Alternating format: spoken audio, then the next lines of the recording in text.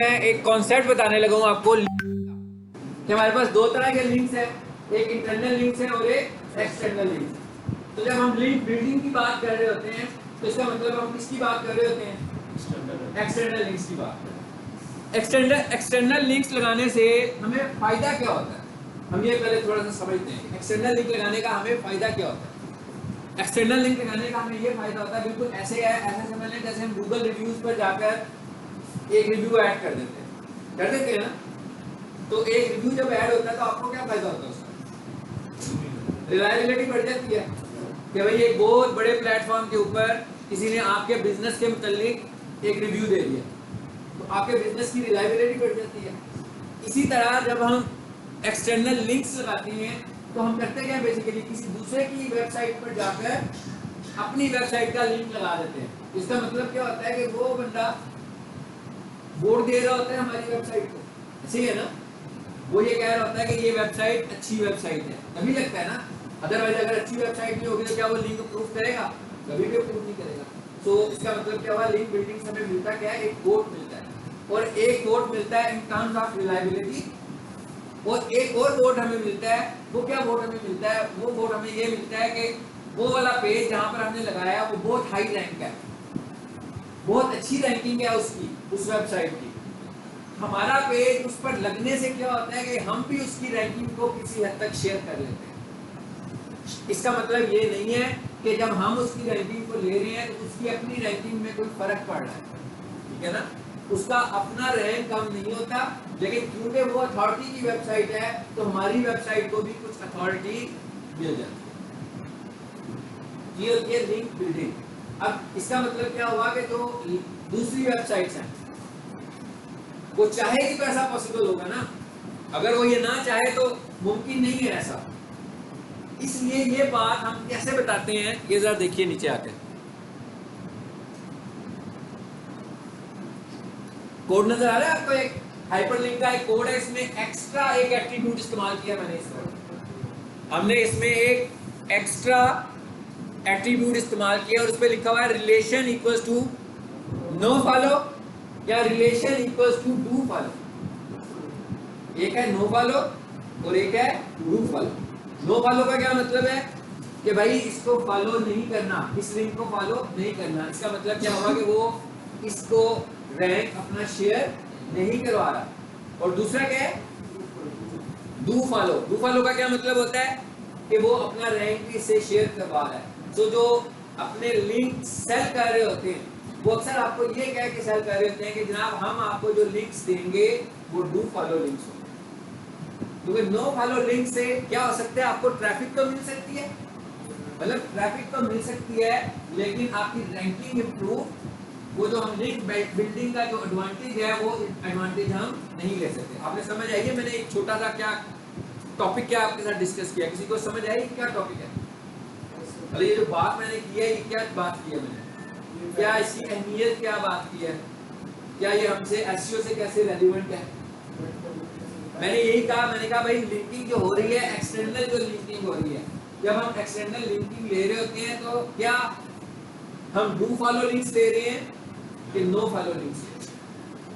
Do follow links में क्या होता है कि जिस मिसाल के तौर पर आपको एक लिंक दे दे, पोस्ट कर देते हैं urdupoint.com, उर्दू पॉइंट की एक वेबसाइट है, वो जरा विजिट होती है, वो आपको एक link they they do follow का, तो क्या होगा? उसका जो रैंकिंग होगी वो हमारी रैंकिंग को भी बेहतर कर देगी, ऐसी है ना। और अगर हम उधर से एक लिंक लें और वो हमें डू फॉलो लिंक ना दे बल्कि नो फॉलो लिंक दे, इसका मतलब क्या होगा कि हम उसकी रैंकिंग को तो शेयर नहीं कर रहे, लेकिन हमें उधर से कुछ ट्रैफिक तो मिल सकती है। समझ आ गई बात की? ये डू फॉलो और नो फॉलो का समझ आ गई बात, ठीक है। अब अगर आप ये देखें, ये क्या लिखा हुआ है, ये हम एक वेबसाइट पर जा रहे हैं, कोई भी वेबसाइट है, कोई भी लिंक है, और आगे से हम रिलेशन को क्या कह रहे हैं? नो फॉलो या डू फॉलो। यानी ये हमें फिर खुद से मेंशन करना होगा कि हमने डू फॉलो के लिंक्स ले रहे हैं, दे रहे हैं किसी को, के नो फॉलो के लिंक्स दे रहे हैं। समझ आ गई है बात की? ये कॉन्सेप्ट समझ में आया? देगा सेम, वो जो दे रहा होगा वो भी करेगा ना, वो भी तो यही कोडिंग करेगा, उसने भी तो एंकर लगाना है ना अपनी वेबसाइट के ऊपर आपका, देखो उसने आपकी वेबसाइट का एंकर लगाना है। सेम इसी तरह आपने भी किसी को लिंक देना है ना। अगर हम किसी से ले रहे हैं तो लाजमी बात है टू वे ट्रैफिक होगी ना, वन वे ट्रैफिक तो नहीं होगी। ये अलग बात है कि वो लेगा आपकी लिंक उसी वक्त लेगा जब आपकी वेबसाइट किसी लेवल पर आ गई होगी, वैसे नहीं लेगा, वो अपनी पोजीशन खराब करने के लिए नहीं लेगा।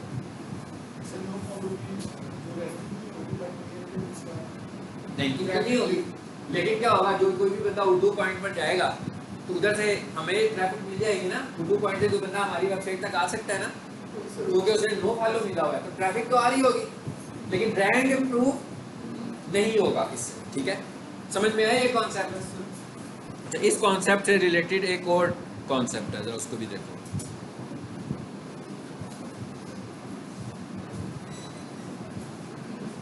लीजिए, जो कुछ मैंने एक्सप्लेन किया नीचे डेफिनेशन भी आ गई हैं उनकी। ये डू फॉलो लिंक्स क्या होते हैं और नो फॉलो लिंक्स क्या होते हैं।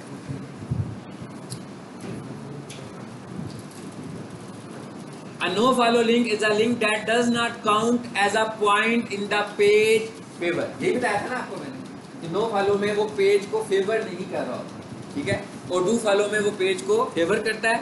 और यहाँ पर आए जरा एक और टर्म जरा देखें जी, लिंक जूस। ये क्या चीज होती है, लिंक जूस किसे बोलते हैं? ये जो मैं अभी टर्म इस्तेमाल कर रहा था ना कि वो आपसे अपनी रैंकिंग शेयर कर रहा है, सो बेसिकली वो लिंक जूस आपको देता है। जरा इसको डिफाइन करते हैं। Link juice is the term used in the SEO world to refer to the value passed from one website to, यानी जब आपने उसने आपको डू फॉलो का लिंक दे दिया तो बेसिकली क्या किया, उसने अपनी वैल्यू भी आपको शेयर कर दी, अपनी रैंकिंग वैल्यू भी आपको शेयर कर दी। सो ये वाला जो प्रोसेस होता है इज कॉल्ड लिंक जूस। इसको हम टेक्निकल टर्म में क्या बोलते हैं, लिंक जूस बोलते हैं। ठीक है, this value is passed through hyperlinks, search engine see links as vote by other websites that your page is valuable and worth promoting। ठीक है, यानी वो आपको वोट देने लगा होगा कि ये वाली वेबसाइट जो है वो अच्छी वेबसाइट है। अब वो हमारे वोट को कितना कंसीडर करेगा, उतना कंसीडर करेगा कि हमारा रैंक देखेगा कि हमारा कितना रैंक है, इतनी ही ज़्यादा उसकी कंसीडरेशन है। अगर हम अच्छी रैंक की वेबसाइट होंगे तो वो उसको बहुत वेट देगा, और अगर हम लो साइट की होंगे तो वो उसको इतना वेट नहीं देगा। ठीक है, ये टॉपिक इससे रिलेटेड था, इसलिए मैंने ये वाली फाइल आपको खोल के दिखाई है। आ जाए नीचे जी, ये टॉपिक भी हम कर चुके हैं, इमेजेस को ऑप्टिमाइज करना।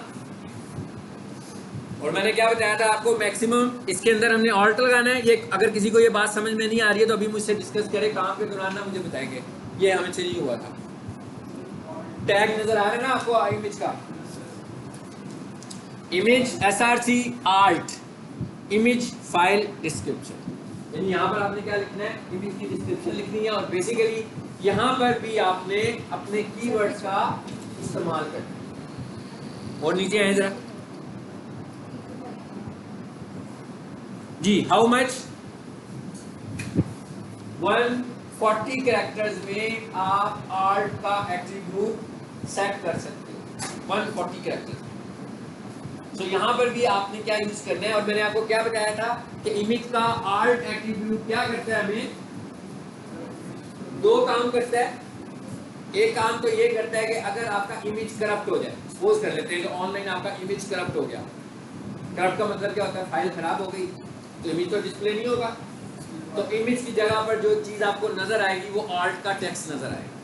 नंबर 1, ये तो यूजर के लिए हो गया। और एक छोटा सा आइकन होगा जो इमेज का आइकन होगा, जैसे पता लग रहा होगा कि भाई इमेज नजर नहीं आ रहा। दूसरा, ये क्राउलर को इंफॉर्मेशन दे रहा होता है। देखिए ना, इमेज की तो ऑप्टिमाइजेशन है। तस्वीर के ऊपर कीवर्ड कैसे सेट होगा, ठीक है ना। तस्वीर टाइपिंग में तो हो गया, वो तो मैंने कह दिया 500 वर्ड लिख दिया आप लोगों ने, हमने कहा 500 पास लिख लो, ठीक है, पता लग जाएगा, ऑप्टिमाइजेशन कर लेंगे, इसके अंदर कीवर्ड का प्रॉपर इस्तेमाल होगा। लेकिन तस्वीर को कैसे ऑप्टिमाइज करेंगे, तस्वीर के अंदर टेक्स्ट कैसे आएगा? तस्वीर की जो टेक्स्ट ऑप्टिमाइजेशन करनी है वो आपने आर्ट के थ्रू करनी है। और कितना लिख सकते हैं किसी एक तस्वीर को, 140 कैरेक्टर। और आपने कोशिश करनी है कि रेलिवेंट टू पिक्चर भी होना चाहिए, ठीक है ना। मतलब ये ना हो कि पिक्चर कुछ और मैसेज दे रही है, आर्ट का एट्रीब्यूट बिल्कुल इसका और कीवर्ड लेकर जाता है। लाजमी बात है कि जिस पेज पर आपने कीवर्ड सेट किए हुए तस्वीर भी इसी पेज पे आ रही है तो उसकी कीवर्ड से रेलेवेंसी तो होगी। तो जो आप उसके आर्ट में लिखोगे वो भी आपने रेलेवेंसी से ही लिखना है, इररेलेवेंट होके और स्टफिंग नहीं करनी है। आप क्या आप चाहते हैं कि एक ही कीवर्ड को करें तो आपके पास 50 इमेजेस हैं तो आप रिपीटेडली उसी कीवर्ड का इस्तेमाल कर जा रहे हैं बार बार। जैसे मैंने आपसे कहा था ना कि प्राइमरी और सेकेंडरी बना दिया करें, किसी जगह पर एक कीवर्ड को प्राइमरी बना के फिर सेकेंडरी कर लें और दूसरी ही जगह पर आप उस कीवर्ड को सेकेंडरी टू प्राइमरी कर लें।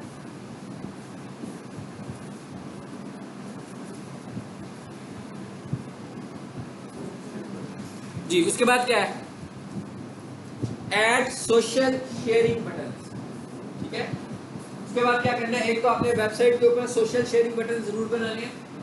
ठीक है ना, फ्लोटिंग स्टाइल में भी होते हैं, हेडर में भी होते हैं, फुटर में भी होते हैं।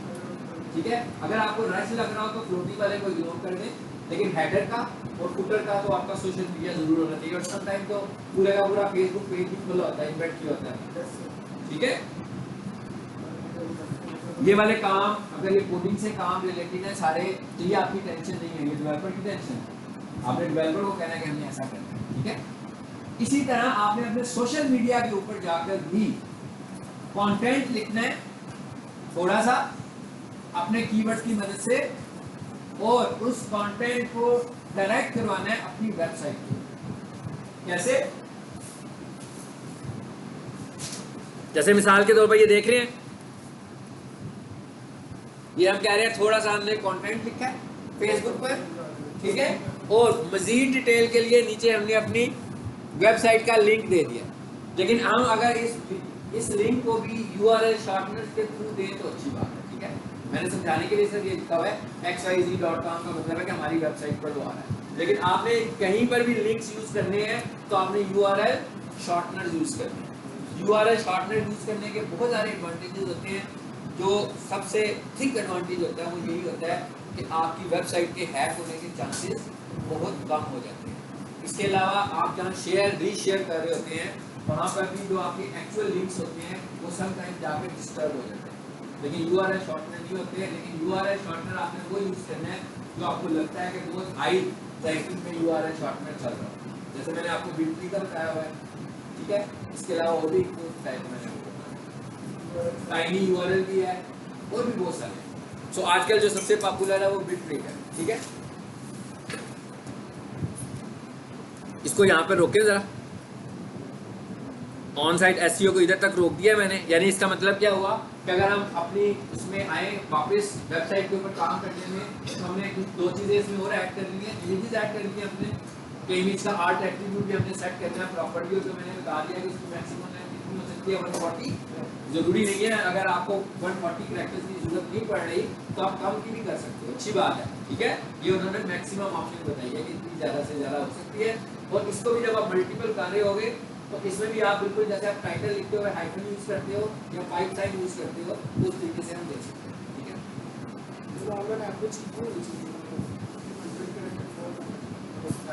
डिपेंड्स करता है आपको कितनी की जरूरत है। ठीक है, 100 से कम भी हो सकते हैं लेकिन ज़्यादा से ज़्यादा 140 हो। अच्छा, आज जरा वापस से एक नया टॉपिक शुरू करना है मैंने। Search console. जैसे हम शुरू से पढ़ते आ रहे थे कि हमने अपनी वेबसाइट को सर्च कंसोल में अप्रूव करवाना है, ये पढ़ते आ रहे हैं ना।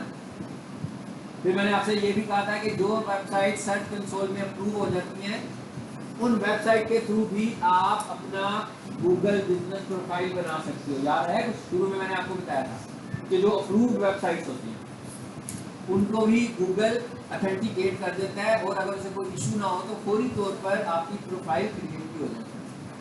इसलिए जब अप्रूव्ड वेबसाइट पर जाओगे तो वो सर्वर के ऊपर जो आपका ईमेल बना होगा वहाँ कोड भेजेगा। सर्वर का क्या मतलब है?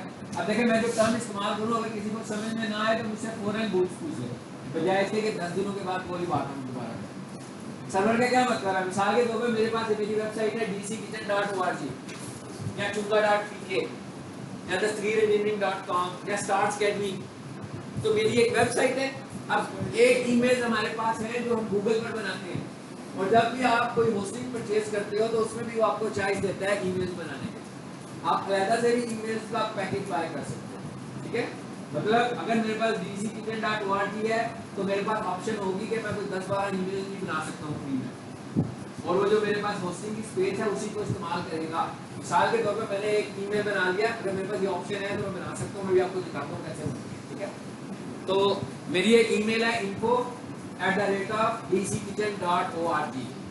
ये जीमेल पे नहीं है, समझ आ गई है ना, ये जीमेल पे नहीं है बल्कि ये मेरे सर्वर पर है, और इसका एक्सेस भी सर्वर पर है, इसमें चलना भी सर्वर से है। यहाँ तो वैसे आउटलुक एक्सप्रेस में, आउटलुक एक्सप्रेस कितने लोग हैं जो सॉफ्टवेयर के मतलब जानते हैं? इसे बोलते हैं ईमेल क्लाइंट सॉफ्टवेयर। ऐसे जो सॉफ्टवेयर होते हैं उन्हें बोलते हैं ईमेल क्लाइंट सॉफ्टवेयर, ठीक है। ये और भी बहुत सारे हैं, मोजिला का भी है, माइक्रोसॉफ्ट का भी है। इवन आप अपने मोबाइल के ऊपर भी ये वाले ईमेल्स कॉन्फ़िगर कर सकते हैं, यानी मैं चाहूँ तो मैं अपने मोबाइल के ऊपर भी इस ईमेल एड्रेस को कॉन्फ़िगर कर दूँगा। तो इतनी सारी चीज़ें सीखने वाली हैं, लेकिन आपकी जो स्पीड है ना वो स्पीड स्लो है, ठीक है। आपको अपनी स्पीड को तेज करना है।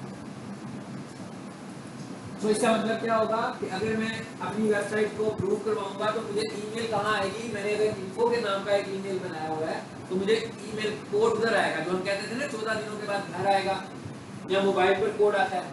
अब वो तीसरा ऑप्शन हमारे पास क्या आ गया, तो कहाँ आएगा कोड? हमारे पास हमारी ईमेल पर उस वक्त आएगा जब हमने अपनी वेबसाइट को सर्च कंसोल से अप्रूव कराया होगा, ठीक है। आज हम यही प्रोसीजर पढ़ने लगे हैं कि हम अपनी वेबसाइट को सर्च कंसोल से अप्रूव कैसे करा सकते हैं, ठीक है।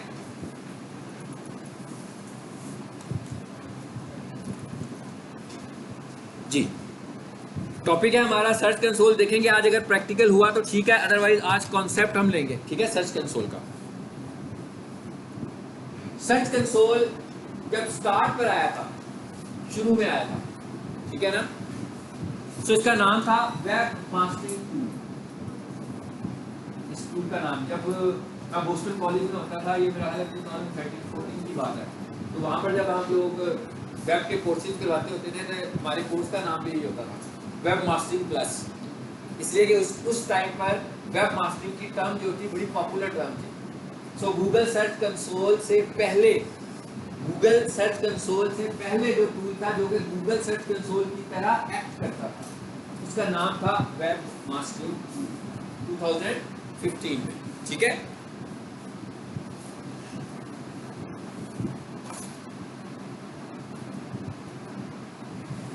दो 2015 के बाद जो है हमारे पास लॉन्च हो गया गूगल सर्च कंसोल। सबसे पहले हमने ये समझना है कि ये गूगल सर्च कंसोल किस तरह का सॉफ्टवेयर है, मतलब ये किस तरह का प्रोग्राम है, ये हमें किस तरह फैसिलिटेट करता है, ठीक है, ये हमें क्या हेल्प आउट करता है। अभी तक मैंने जो लेक्चर दिया है, अगर किसी को समझ में नहीं आया मेल में या फीमेल सेक्शन में तो मुझे बता सकते हैं। जो मैंने टॉपिक्स बोले हैं, जो मैंने कॉन्सेप्ट बोले हैं, जो मैंने टर्म्स बोली हैं, अगर किसी को क्लियर नहीं हुई तो अभी मुझसे पूछ लें। आगे चले, ठीक है। सबसे पहले हम देखते हैं जी गूगल सर्च कंसोल काम क्या करता है, यानी हमने वेब मास्टरिंग टूल से कुछ लेना देना नहीं होगा, ऐसे ही है ना। 2015 तक वेब मास्टरिंग टूल इस्तेमाल हो रहा था, उसके बाद सर्च कंसोल आ गया, ठीक है। सो ये सिर्फ हमने नॉलेज के लिए समझ लिया कि ये था टूल जो कि सर्च कंसोल की तरह काम करता था, लेकिन हमें फ्यूचर में इससे कुछ लेना देना नहीं है। सर्च कंसोल करता क्या है, उसके टास्क क्या है? मॉनिटर का क्या मतलब है आपकी, मैं कहता हूँ ना भाई क्राउलिंग हो रही है कि नहीं हो रही है, देखना चाह रही है हमारी वेबसाइट क्राउल होती है कि नहीं होती है, तो कोई मॉनिटरिंग टूल होना चाहिए तभी पता लगेगा ना। सर्च कंसोल हमें बताएगा कि हमारी वेबसाइट क्राउल हो रही है कि नहीं हो रही, यानी ये क्या करेगा, हमारी वेबसाइट को मॉनिटर करेगा। उसके बाद अगले मरहले में क्या करेगा, पहले तो मॉनिटर करेगा, उसके बाद दूसरे मरहले में क्या करेगा, उसको मेंटेन भी करेगा। अब मेंटेन करने से क्या मुराद है कि हम इसके अंदर देख रहे हैं कि भाई क्राउलिंग हो रही है, हमने क्या किया, वेबसाइट पे आज ही कुछ चेंजेस करवाई और अब उसका अपना एक टाइम है क्राउल का जिसमें उसने आना है क्राउल का। तो तो मैंने उसको फोर्सफुली क्रॉल करवा दिया सर्च कंसोल में आकर कि भाई मेरी वेबसाइट को क्रॉल कर दो, तो 24 to 48 आवर्स के अंदर वो मेरी वेबसाइट को दोबारा से क्रॉल कर देगा। अदरवाइज वो क्रॉल कब आएगा? अपने क्रॉल बजट के हिसाब से आएगा कि जो भी उसको क्रॉल बजट मिला हुआ है कि उसने किस तरीके को आना है हमारे पास। हमारी वेबसाइट पे एक दफा पहले वो आ गया हुआ है, अब उसने कब आना है वो अपने क्रॉल बजट के हिसाब से आएगा। और फ्रीक्वेंटली अपडेटेड वेबसाइट्स पे क्रॉलिंग ज्यादा होती है, ये याद रखना। यानी अगर आप एक वेबसाइट बनाएं और किसी की वेबसाइट बनाकर छोड़ दें और कोई बंदा आपसे कहे यार मुझे 2 महीने लगाकर एसईओ कर दो, और वो एसईओ भी छूट गई, वेबसाइट भी छूट गई, सब कुछ खत्म, आपकी क्रॉलिंग स्लो हो जाएगी, आपका रिस्पांस उतना अच्छा नहीं रहेगा। ठीक है, जो डिजिटल मार्केटर होते हैं इनकी जो सर्विसेज होती हैं वो लाइफ टाइम होती है, यानी वो चाहते हैं अगर कंपनी ये चाहती है अगर लाइफ टाइम नहीं लेंगे तो वो असल बेनिफिट नहीं उठा सकते डिजिटल मार्केटिंग। अगर वो ये कहेंगे मुझे भाई 2 महीने की बस एसईओ करके दे दो, तो फिर अपडेट उसमें नहीं आएगी। ठीक है, यानी ये मेंटेन करेगा। और उसके बाद क्या है, जो मोस्ट इंपॉर्टेंट काम है, ट्रबल शूट। अब ट्रबल शूट करने का मतलब क्या है? ट्रबल शूट करने से मुराद ये नहीं है कि हम यहाँ पे कुछ करेंगे, हम यहाँ पर सिर्फ फॉल्ट्स को देखेंगे और डेवलपर को बताएंगे आपकी वेबसाइट मोबाइल फ्रेंडली नहीं बनी है, आपकी वेबसाइट स्लो चलने लगी हुई है। ठीक है, यहाँ से आपको पता लग जाएगा, यहाँ से हम देखेंगे और उसके बाद डेवलपर को बताएंगे कि भाई ये स्लो चल रही है, इसको जरा देखें, इसकी स्पीड को आप कैसे बेहतर कर सकते हैं।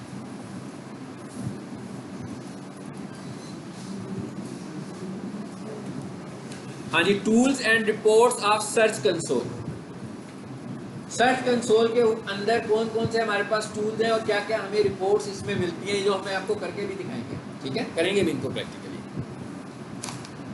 जी, confirm that Google can find and crawl your website. सबसे पहले हमने क्या करना है? कंफर्म करना है, यानी अपनी वेबसाइट को कंफर्म करवाना है गूगल सर्च कंसोल से। कैसे कंफर्म करवाते हैं कि जैसे हम इस पर आएंगे ये हमें एक कोड देगा और ये कहेगा कि भाई ये जाओ और अपनी वेबसाइट पे जाकर ये कोड लिख दो। लिखने के बाद मुझे बताना कि मैंने वेबसाइट पे लिख दिया। फिर ये खुद चेक करेगा कि क्या वेबसाइट पे लिखा गया है कि नहीं लिखा गया। अगर वेबसाइट पे लिखा गया होगा तो आपकी वेबसाइट अप्रूव हो जाएगी। और वो कोड कौन सा होगा? वो गूगल का कोड होगा। ठीक है, उसके बाद क्या है जी? Fix indexing problem and request re indexing of new और अपडेटेड कंटेंट। इंडेक्सिंग प्रॉब्लम आपको, अगर हम कैनोनिकल टैग की तरफ जाएं, प्रीवियस लेसन में हमने पढ़ा था ना, तो ये कहता है भाई डुप्लीकेट पेज। तो अगर आपके डुप्लीकेट पेजेस होंगे यानी कि आपकी इंडेक्सिंग नहीं हो रही, तो उसकी 2-3 रीजन होंगे। पहली रीजन क्या है? डुप्लीकेट पेजेस, और दूसरी रीजन क्या है? एरर्स। तो अगर आपके डुप्लीकेट पेजेस होंगे उसका हल तो आपको पता लग गया जी। डुप्लीकेट पेजेस का क्या हल है हमारे पास कि जहां जहां डुप्लीकेशन के चांसेस हैं वहां हम क्या करेंगे? कैनोनिकल टैग लगाते जाएंगे। और अगर एरर होंगे तो एरर्स को हम फिक्स करवाएंगे डेवलपर से कहकर। ठीक है,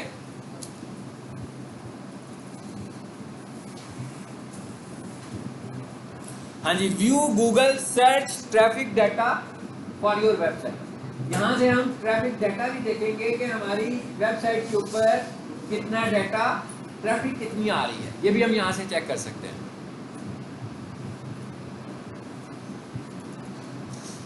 जी, उसके बाद हमें अलर्ट्स मैसेजेस भी आएंगे कि जब हमें कुछ वायरसेस के मैसेज आ रहे हो या इंडेक्सिंग इश्यूज आ रहे हो तो यहीं पर हमें अलर्ट्स आएंगे।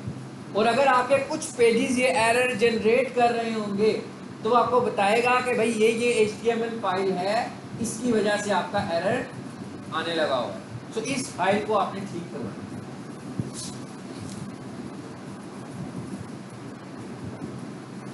जी,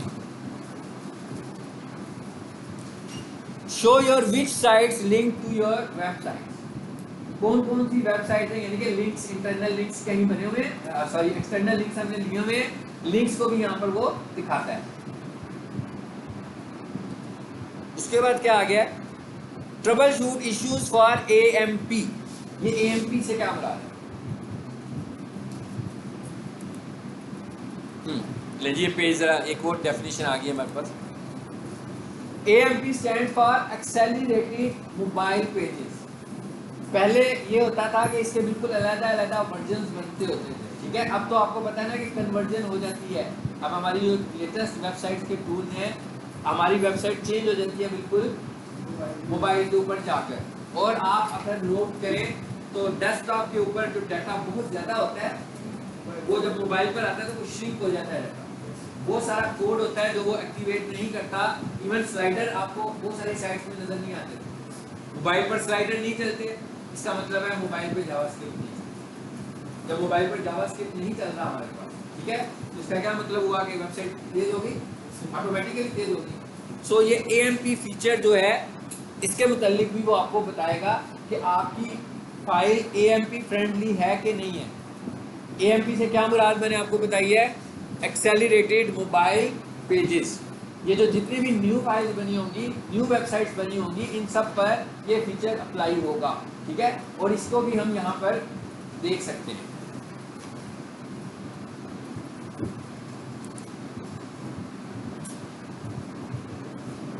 जी, अब ये सर्च कंसोल किसने इस्तेमाल करते हैं?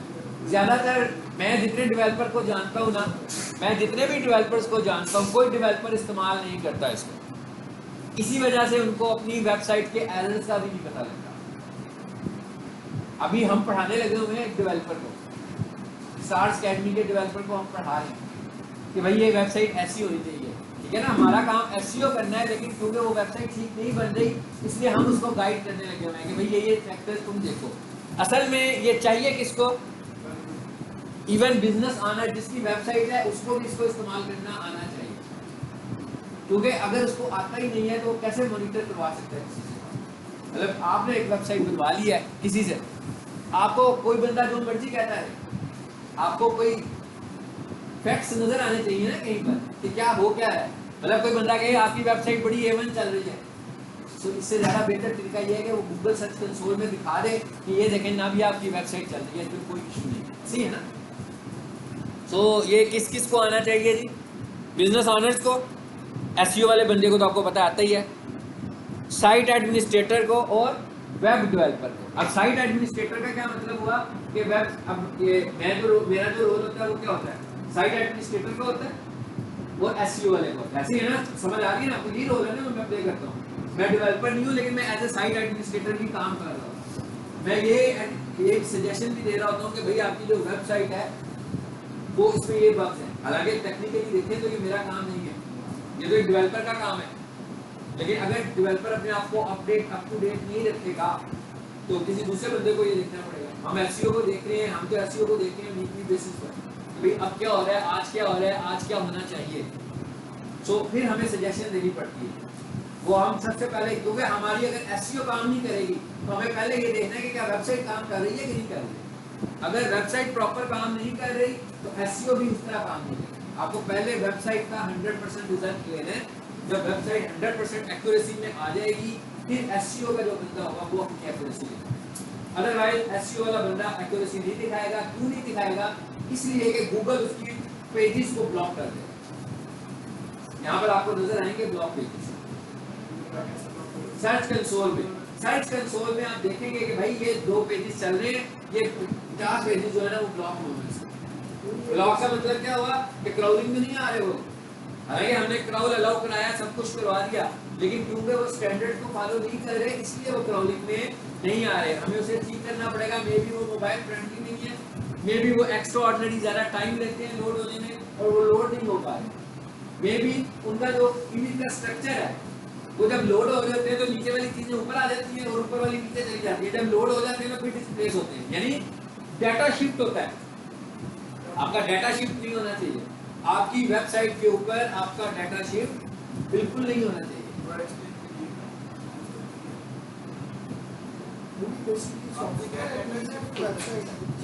हाँ, डाटा शिफ्ट होने से क्या मुराद है? डाटा शिफ्ट होने से मुराद ये है, यहाँ एक तस्वीर लगी है, यहाँ एक टेक्स्ट लिखा हुआ है ब्लॉक, इसके नीचे वीडियोस लगी या यूं कह लेते हैं कि ऊपर वीडियो लगी है, सपोज कर लेते हैं कि वो हैवी फीचर आ गया। अब जैसे हमारी वेबसाइट अपलोड होती है क्या होता है, ये जो वीडियो है ना, ये नीचे वाली तस्वीर है, ये इधर आ जाती है। अभी वेबसाइट लोड हो रही है, अभी ये तस्वीर नजर आ गई है। जैसे ही वेबसाइट लोड हुई तो क्या हुआ, ये तस्वीर आ गई इधर, वापस उसी स्ट्रक्चर में आ जाती है जैसे हमने वेबसाइट को डिजाइन किया होता है। It is called structure shift. हमारा स्ट्रक्चर शिफ्ट होता है, तो इसलिए होता है जो चीज लाइट है वो पहले लोड होती है। यही है यहाँ, यही तो गड़बड़ है ना। आपका ऐसे नहीं होना चाहिए कि जो चीज लाइट है वो पहले लोड हो जाए। आपका पहले वो वाला हिस्सा लोड होना चाहिए जो स्क्रॉल होने से पहले आ रहा है, सबसे पहले उस हिस्से में लोड होना है। मेन सेक्शन सबसे पहले ऊपर वाला सेक्शन लोड होना चाहिए। जब यू करेंगे ना मोबाइल से, तो वो वाला हिस्सा बाद में नजर आना चाहिए। पहले स्क्रॉल करने से पहले पहले वाला हिस्सा, या मोबाइल से करें या टच स्क्रीन से करें, तो स्क्रॉल से पहले वाला हिस्सा ये एक अलग टॉपिक है हमारा, इसको डिटेल से हम पढ़ेंगे। यानी कि ये कितनी चीजें अलग अलग है, ये कितनी चीजें अलग अलग हमें नजर आएंगी। इधर आए जरा, यहाँ खुला भी हो शायद अभी।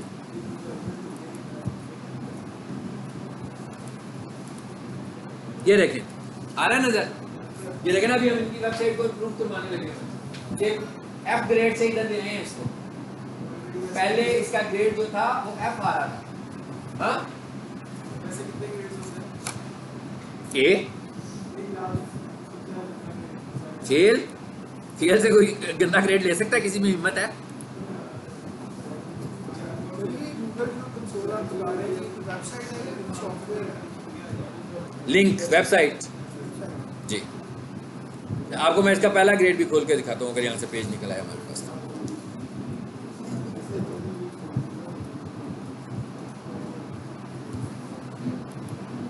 बल्कि इसको यहीं से देख लेते हैं। अब आप ये देख रहे हो, यहाँ पर कितनी सारी चीजें नजर आ रही हैं, इनको हम डिस्कस करेंगे। LCP लिखा हुआ आ रहा है ना? LCP लिखा हुआ आ रहा है, TPT लिखा हुआ आ रहा है, CLS लिखा हुआ आ रहा है। ठीक है, इन सब चीजों को हम अलग से एक्सप्लेन करेंगे कि ये चीजें इंप्रूव करवा रहे हैं हम उनसे। अगर मिसाल के तौर पर इस वक्त हम उधर चले जाएं वापस, ये इन्होंने ये पेज पे काम कर रहे हैं, अभी ये अपलोड नहीं किया हुआ इन्होंने।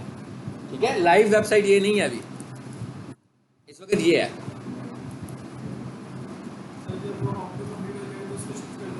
जब वो पूरा हमें लगेगा, तसल्ली हो जाएगी कि ठीक है, फिर हम इसकी एसईओ की बात नहीं करेंगे, दोबारा से एसईओ।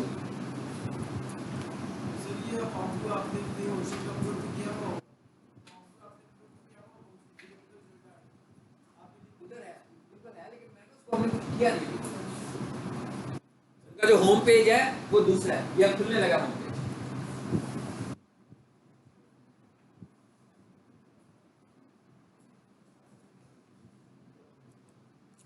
आ जाइए जरा वापस, इसको खुल लेने देते हैं।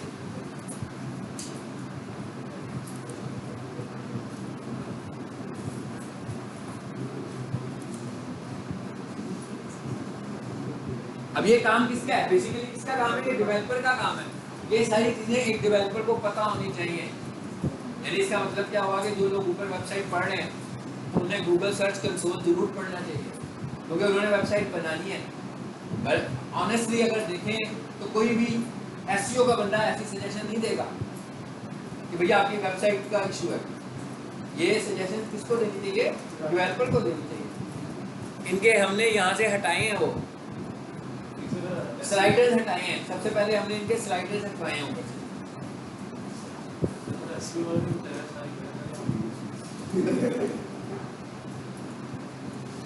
देखिए, कोई किसी को आजकल फ्री नहीं पढ़ाता। हाँ, वो ये तो कह सकते हैं कि आपकी वेबसाइट सही नहीं है, बस इतना ही कहेगा। वो कहेगा कि आपका डेवलपर सही नहीं है, डेवलपर बदले, यही कहेगा ना। तो क्या होगा, नई वेबसाइट बन जाएगी बिल्कुल। नहीं तो जो बंदा इस पे काम कर रहा है वो भी तो पैसे दे रहे हैं, उसको भी तो दे रहे हैं मंथली बेसिस पे काम, उससे भी दे रहे हैं आप। हाँ, तो और क्या, वेबसाइट मैनेज नहीं हो रही है, अपडेट नहीं हो रही है वेबसाइट आपकी, अपडेट के ना पैसे होते हैं।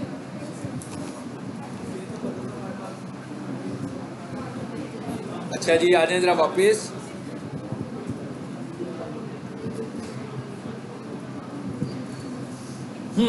ये ई पर है, ये थोड़ी सी इम्प्रूव की है उन्होंने, तो ई पर आई है। ठीक है, और दूसरी किस पर गई हुई है? डी पर गई है। लेकिन उन्होंने अभी मुझे कहा था कि इसके कुछ ऐसी चीजें जो हमने हाइड की हुई है, याद रखिएगा पेज के ऊपर कोड को हाइड नहीं करना। ब्लैक हैट टेक्निक है ये, अगर जिस वक्त पकड़ा गया ना ये, तो आपकी वेबसाइट गई, यानी आपकी डोमेन गई बेसिकली, समझे? वो वाली डोमेन आपकी खाली हो गई। वो जो मर्जी कर लें, जमीन आसमान एक कर लें, वो कभी भी ऑप्टिमाइज नहीं होगी बात। तो एक जगह भी ब्लैक हैट की कैटेगरी में आपकी सबसे पहले जैसे भी बता दिया आपको, पहली कंडीशन बता दिया। पहली कंडीशन क्या बताइए आपको? कोड हाइड ना करें। ठीक है, पाए लिंक ना लगाएं, लिंक्स परचेज नहीं करने, ऑर्गेनिक लिंक्स लेने हैं। एक्सटर्नल लिंक्स जो होते हैं वो परचेज नहीं करने बल्कि ऑर्गेनिक लेने। अगर कोई बंदा कहे कि जनाब 10 दिनों में एसईओ करवा लें, ठीक है, तो एसईओ तो हो जाएगी, लेकिन वेबसाइट इसकी बचेगी कि नहीं बचेगी इसकी गारंटी कोई नहीं है। ये वो कोई ऐसा टेक्निक इस्तेमाल करेंगे, यही लिंक बाय करके उसकी इम्प्रूव कर देंगे। तो गूगल को जैसे ही पता लगेगा कि ये चीज़ें हुई हैं तो आपकी वेबसाइट को ब्लॉक कर देता है। चलें जी, आ जाएं आगे।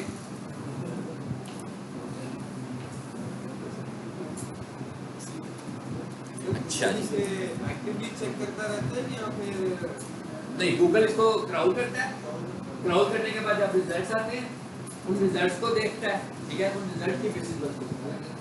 सारा प्लेटफॉर्म तो उसी का यूज हो रहा है ना, ठीक है। हाँ जी, अब जरा देखिए आगे क्या आ गया। अगला टॉपिक क्या आ गया हमारे पास,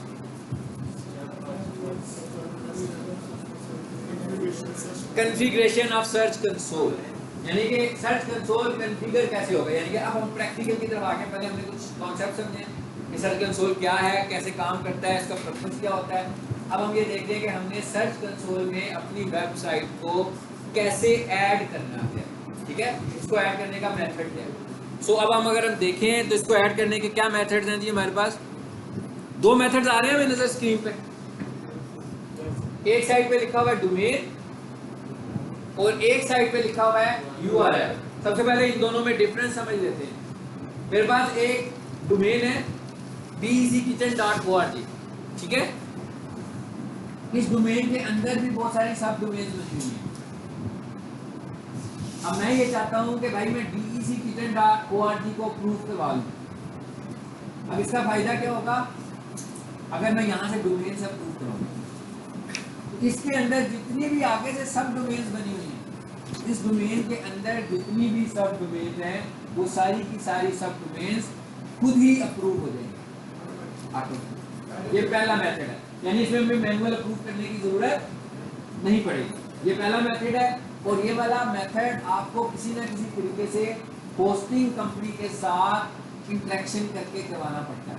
मैं आपको प्रोसीजर पूरा बताऊंगा, लेकिन इसको हम करेंगे नहीं प्रैक्टिकल, इसलिए कि इसको जिसको हमने किया ना तो हमारी वेबसाइट 72 आवर्स के लिए जो है ना वो पार्किंग पे चली जाएगी, क्योंकि इस तरह करने से आपकी वेबसाइट के आईपीस चेंज हो जाते हैं, ठीक है ना। आईपीस चेंज हो जाते हैं तो पार्किंग पर आपकी वेबसाइट चली जाती है। अगर उसको पार कर लेते हैं इनकी वेबसाइट लाइव नहीं रहती उतनी देर के, वेबसाइट नहीं चलती। एक तरीका ये है।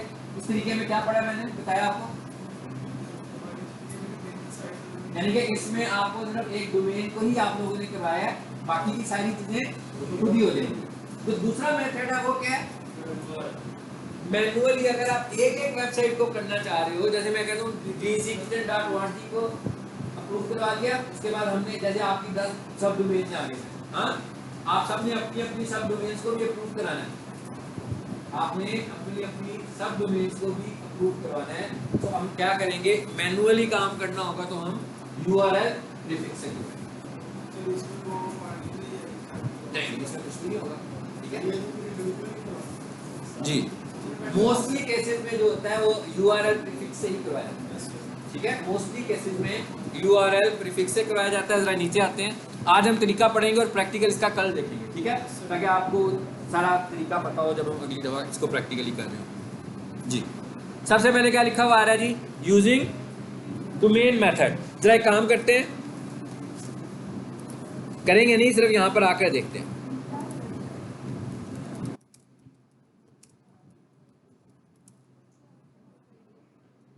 जी, मैंने लिखा है गूगल सर्च कंसोल।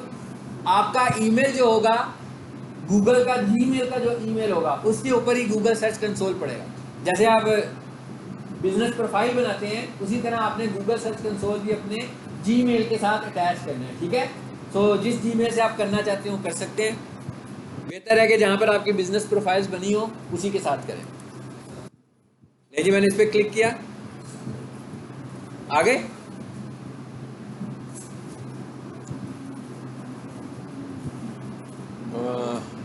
इस पे आ जाते हैं।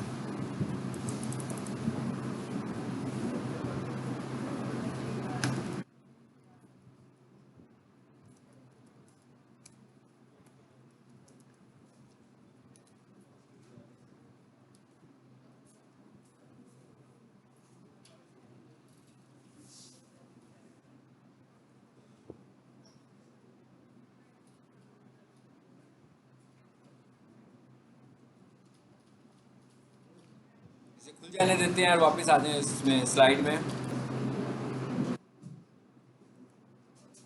सबसे पहले हमने क्या करना है, डोमेन वाले हिस्से में आने और जो भी आपकी वेबसाइट है deckichen.org, starsentrytest.edu.pk, मतलब जो भी वेबसाइट आपकी है, आपने उस वेबसाइट का यहाँ पे नाम टाइप कर देना है।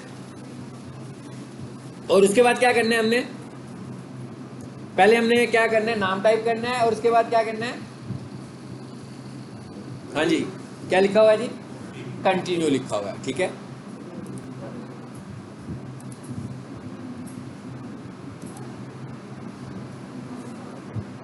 अच्छा अगले मरहले में क्या है, सबसे पहले हमने क्या किया है, सर्च कंसोल में गए हैं।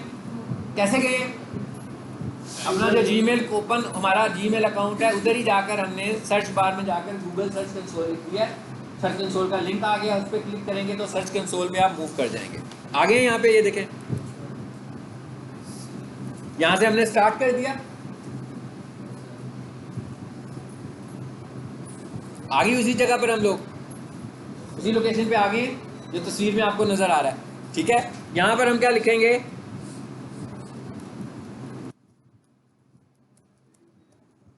जो भी वेबसाइट है उसका नाम लिख दिया हमने, जो भी हमारी वेबसाइट है उसका नाम लिखें जी, कोई भी नाम लिख सकते हैं वेबसाइट का, ठीक है। आगे अगले मरहले में नेक्स्ट स्क्रीन आ गई। हाँ जी क्या कह रहा है, sign in to your domain provider, यानी कि जो भी आपके पास डोमेन है उस पर जाएं और इसको आप कॉपी कर लेंगे। जो टेक्स्ट लिखा हुआ आ रहा है कह रहा है इसे कॉपी करें जी, कॉपी हो गया, ओके। वापस आए जरा स्लाइड में, यही वाला हिस्सा किया आपने जी, आगे आ जाए। उसके बाद क्या कह रहा है, कहाँ जाना है आपने, सी पैनल में जाना है, डोमेन्स में जाना है, जोन एडिटर में जाना है। ये मैंने सारे स्टेप्स इसीलिए लिख दिए हैं कि ये काम सी पैनल से पॉसिबल है, अगर आप लोग कर सकते हो, लेकिन मैं आपको मना भी कर रहा हूँ कि ये काम आप लोग कीजिएगा ना, ठीक है, क्योंकि इसके लिए फिर आपको 1.5 दिन के बाद कंपनी को भी फ़ोन करना पड़ेगा, ठीक है, हमारी वेबसाइट नहीं चल रही है, तो वो आपसे कहेगा कि आपने अपने IP चेंज कर दिए हुए हैं, तो इसमें थोड़ा टाइम लगेगा, ठीक है। ये सब आपको एक प्रोसीजर बता रहा हूँ मैं। जोन एडिटर, उसके बाद आपने जाना है, यानी कि इस वक्त कहाँ आ रहे हैं हम, पहले हम गए थे सब डोमेन में, अब हम कहाँ हैं, डोमेन में। डोमेन से कहाँ आए हैं, जोन एडिटर में।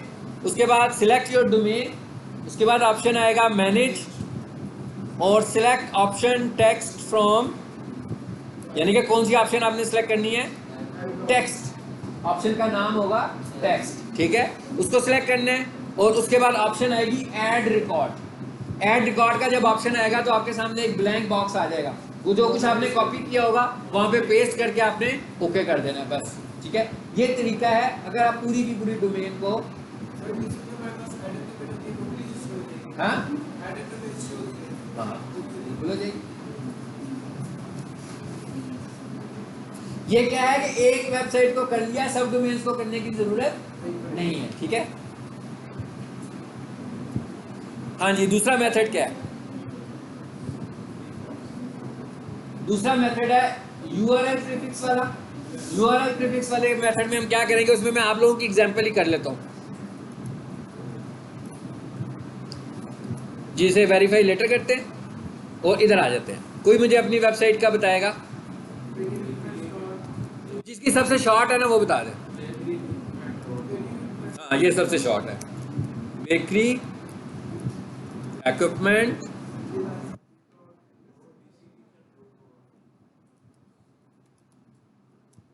जी। दूसरे मेथड में हमने क्या किया है, नाम लिख दिया अपना, URL दे दिया, यहाँ पर सिंपली URL लिख दिया और इसे कंटिन्यू कर दें। देखते हैं आगे क्या होता है। ये वो स्टेप है जो हम काफी अच्छा पहले कह रहे थे कि हमने वेबसाइट अप्रूव कैसे करें। जी क्या हुआ, एक फाइल आ गई आपके पास, बिल्कुल उसी तरह ही जैसे साइट में आपकी एक फाइल आती थी, ठीक है ना, एक फाइल आ गई है आपके पास और नीचे लिखा हुआ है वेरीफाई। ये नहीं अभी करना, सबसे पहले आपने क्या करना है, इस फाइल को डाउनलोड करना है इस फाइल को अपने सर्वर पर अपलोड करना है। जब आप वहां पर अपलोड कर दोगे मेन रूट के ऊपर, लेकिन आप लोग सब डोमेन पे काम कर रहे हो, आपका मेन रूट फोल्डर है। लेकिन अगर आपके पास अपनी डोमेन है तो आपका मेन रूट ही है, जो पब्लिक HTML से भी पीछे वाला हिस्सा है, ठीक है। लेकिन अगर आप सब डोमेन पे काम कर रहे हैं तो आपको पता है ना, हमने 6-7 सब डोमेन बनाई हुई है, तो इसका मतलब क्या होगा कि आपका मेन रूट कौन सा होगा, वो सब डोमेन फोल्डर होगा। तो आपने वहां पर इसको अपलोड करना है। जब ये फाइल वहां पर चली जाएगी, अपलोड करना है, इसको हमने एडिट नहीं करना, सिर्फ अपलोड कर देना। बिल्कुल उसी तरह जैसे रोबोट की फाइल अपलोड होनी है, उसी तरह जैसे साइट मैप अपलोड होनी है, उसी तरह जैसे इंडेक्स की फाइल अपलोड कर देना है, सेम इसको भी अपलोड कर देना। अपलोड करने के बाद आपने वेरीफाई का बटन प्रेस करना है। यानी इसका मतलब क्या हुआ कि ये सारे का सारा प्रोसेस लाइव है, ऐसे है ना, ऑफलाइन प्रोसेस तो नहीं है, इसमें तो कोई भी प्रोसेस ऑफलाइन नहीं है। तो सबसे पहले हमने क्या करना है, जिसे डाउनलोड करना है। देखें फाइल आनी शुरू हो गई नीचे। इस फाइल को ना हमने रीड करना है ना हमने एडिट करना है, इसके अंदर कोड लिखा हुआ है वेरिफिकेशन का गूगल सर्च कंसोल की तरफ से, ये हमने उधर पेस्ट कर देना है। जैसे ही हमने वेरीफाई का बटन दबाना है तो गूगल सर्च कंसोल ने इस फाइल को ढूंढना है आपकी वेबसाइट पे जाकर। अगर उसको ये फाइल मिल जाएगी तो इसका मतलब होगा कि आपकी वेबसाइट की ऑनरशिप आपके पास थी, इसीलिए आपने इसको अपलोड किया। तो दूसरा बंदा तो अपलोड नहीं कर सकता, वो यही ऑनरशिप को चेक कर रहा। बेसिकली उसने यही चेक करना था कि ये ऑनरशिप है आपकी कि नहीं है, किसी और बंदे की वेबसाइट के साथ तो नहीं आप लगे हुए, ठीक है। इसीलिए गूगल प्रोफाइल भी बन जाएगी, क्योंकि उसको पता लग गया कि भाई इसके पास एक वेबसाइट मौजूद है, तो कोड भी यहीं पर ही आएगा आपका। इसको हम अपलोड करेंगे और अपलोड करने के बाद क्या करेंगे, वेरीफाई। देखते हैं अभी क्या होता है। अभी तो कुछ नहीं होगा, एरर आ गया ना।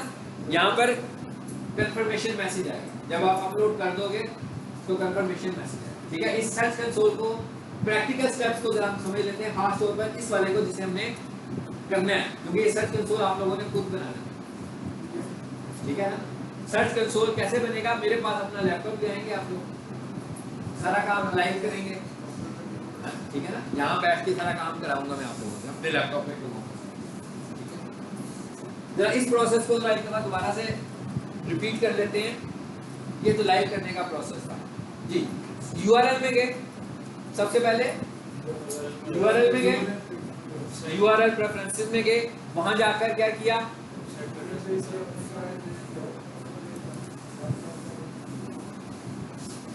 इसको डन करें जरा जी। सबसे पहले इस जगह पे आए, यहां पर आकर अपनी वेबसाइट का नाम दिया। बेसिकली तो फ्यूचर में तो आप लोगों की अपनी ही वेबसाइट्स होंगी, अभी हम सब डोमेन्स पे बात कर रहे हैं, इसलिए हम यहाँ पे सब डोमेन लिख रहे हैं, ठीक है। उसके बाद ये लिखने के बाद आपने क्या करना है, कंटिन्यू करना है। कंटिन्यू, जैसे ही आप इसको कंटिन्यू करोगे तो यहाँ पर फिर आपके पास वेबसाइट्स आनी शुरू हो जाएंगी, ठीक है। सो हम यहाँ से उसकी मॉनिटरिंग भी कर सकते हैं। इधर आए जरा,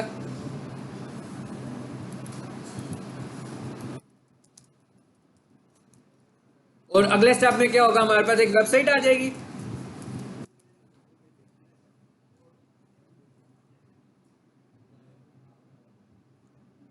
डाउनलोड आएगा ना, कोड आएगा ना हमारे पास, कोड को डाउनलोड करेंगे, उसे कहां पर अपलोड करेंगे, मेन रूट पर। याद रखना है आपने, ये आपने याद रखना है कि मेन रूट, लेकिन आपने ये समझना है कि सब डोमेन में मेन रूट फोल्डर है, ठीक है।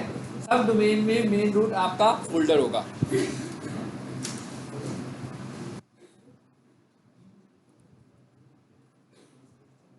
ये आपको दिखा रहा हूं कि जब आपकी वेबसाइट अप्रूव हो जाएगी तो कैसे नजर आएगी।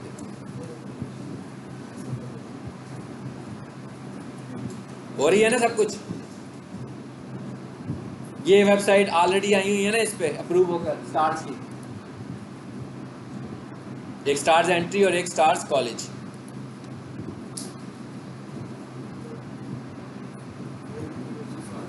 यानी जब आप अप्रूव कर देंगे तो लिस्ट में आपके पास आ जाएगी, और आफ्टर 30 डेज 15 डेज वो आपको एनालिसिस भी दिखाना शुरू कर देंगे, क्या इश्यूज हैं वो इश्यूज भी आपको दिखाना शुरू कर देंगे। और इसको हम पढ़ेंगे। ये सर्च कंसोल का आपने देख लिया, प्लेटफॉर्म खुल गया अलग से, जिसके अंदर हमारे पास मुख्तलिफ चीज़ें नजर आने लगेंगी। सो इन सारी चीज़ों को फिर हम बाद में देखेंगे